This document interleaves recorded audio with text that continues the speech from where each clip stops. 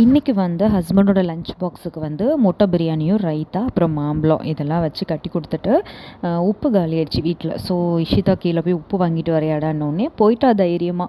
ஊர்லலாம் அவளே போக மாட்டா, நான் அனுப்பவும் மாட்டேன் அவளை.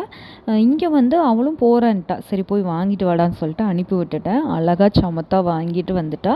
இங்கே எங்கள் வீட்டில் கீழே ரிசப்ஷனில் எப்படின்னா பாஸ்வேர்டு இருக்கும். பாஸ்வேர்ட் போட்டால் தான் டோர் ஓப்பன் ஆகும், மெயின் டோர்.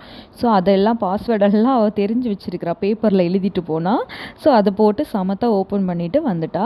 ஊரில் வந்து அனுப்புறதுக்கு கொஞ்சம் பயமாக இருக்கும். இங்கே வந்து நம்ம பயப்பட வேண்டிய அவசியம் இல்லை.